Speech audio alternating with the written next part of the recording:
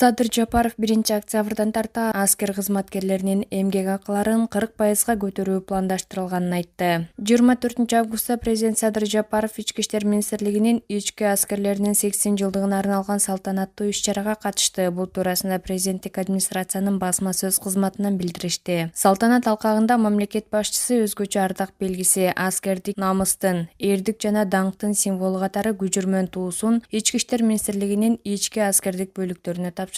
Президент аскерлерди күжүрмөн туунун тапшырылышы менен куттуктап, 80 жыл мурда түзүлгөн ички аскерлер кызматы бүгүнкү күндө дагы өлкө аймагында ички коопсуздукту камсыздап, элибизге тынчтыкты жана бейпилдикти тартуулап, стратегиялык мааниге ээ болгон мамлекеттик маанилүү объектилерди эле кайтарбастан коомубуздун жаркын келечегине коркунуч туудурган ар кандай чакырыктарга каршы алгылыктуу күрөш жүргүзүп жатканын белгиледи. Садыр Жапаров ички аскерлердин күжүрмөн даярдыгы жана аскердик духу күчтүү экенин кошумчалады. Кандай гана милдеттер жүктөлбөсүн, сиздер жоопкерчилик менен так аткарууга даяр экениңиздерди убакыт айкын көрсөттү. Мындан ары дагы ички аскерлерибиз өлкөнүн бакубат келечеги үчүн, анын ичинде мамлекетибиздин коопсуздугун камсыз кылуу, жарандарыбыздын укуктары менен эркиндиктерин коргоо боюнча алдыга коюлган милдеттерди так аткарат деп ишенимдүү айта алам, дейт мамлекет башчысы. Президент белгилегендей, министрлер кабинетинин Кыргыз Республикасынын айрым категория аскер кызматчыларына акчалай көмөк көрсөтүү жөнүндө токтомунун долбоору даярдалган. Ага ылайык 2021 жылдын 1-октябрынан тарта Ички иштер министрлигинин ички аскерлер кызматынын аскер кызматкерлеринин эмгек акыларын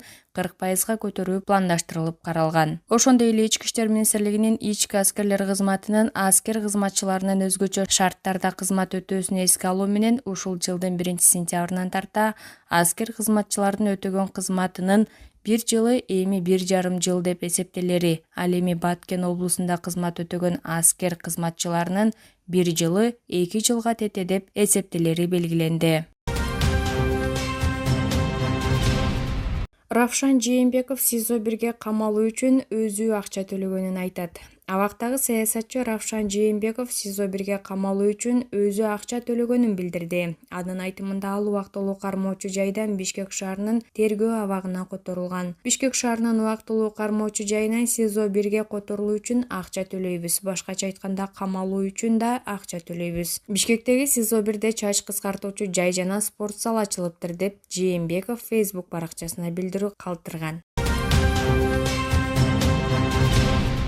Кыргыз өлкөсүнө атайын чакыруу менен белгилүү актриса жана продюсер Мерием Узерли келет. Лос-Анджелес шаарындагы Азиялык эл аралык кинофестивалдын чакыруусу боюнча жаңы эл аралык долбоорду презентациялоо үчүн Бишкекке даңазалуу Доор сериалы аркылуу кеңири таанылган белгилүү актриса жана продюсер Мерием Узерли келет. Бул туурасында кинофестивалдын башкаруучу директору Асел Шерниязова билдирди. Уюштуруучулардын айтымында, сентябрдын башында Бишкекте жаңы долбоордун урматына арналган маалымат жыйын болуп, жабык форматта сый тамак берилмекчи. Мерием Узерлиден тышкары белгилүү немис сүрөтчүсү Мартин Вертмандын, фестивалдын аткаруучу директору Жорж Шамшундун, продюсер, аялдар укуктарын коргоочу эл аралык мамилелер жаатындагы эксперт Мелике Дюрандын да келүүсү күтүлүүдө. Азиялык эл аралык кинофестиваль коомдук ишмер учурда Франциядагы элчи жана ЮНЕСКОнун толук укуктуу өкүлү Садык Шернияз тарабынан 2015 жылы Лос-Анджелесте негизделген. Ишкер жана филантроп Шухрат Ибрагимов 2019 жылдан бери фестивалдын төрагасы.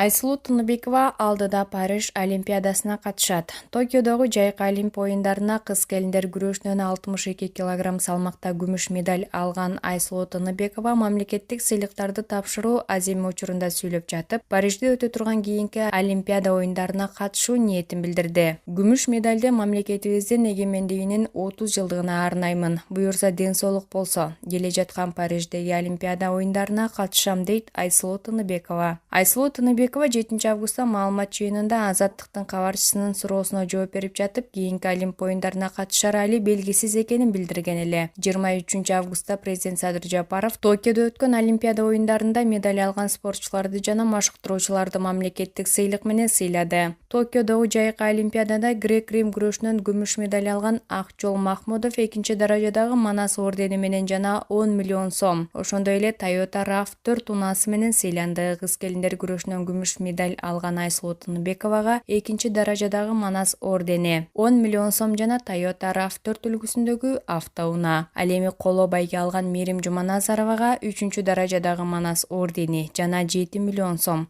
Toyota RAV4 үлгүсүндөгү автоунаа тапшырылды.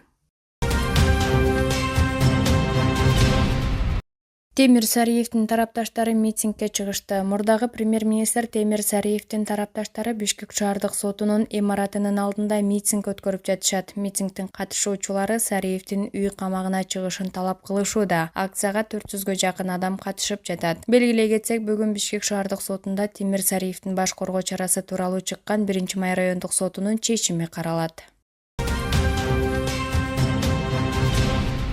Төө ашуудагы тоннель 1 айга оңдоо үчүн жабылат. 23 августтан 23 сентябрга чейин Төө ашуусундагы Көлбаев атындагы туннелде оңдоо жана техникалык тейлөө иштери жүргүзүлөт. Бул тууралуу Транспорт жана коммуникация министрлигинин басма сөз кызматы билдирди. Бул убакта Көлбаев туннели аркылуу өтүүчү чектөө киргизилет. Туннель күн сайын саат 7ден 8:30га чейин жана 14дөн 15:30га чейин жабылат.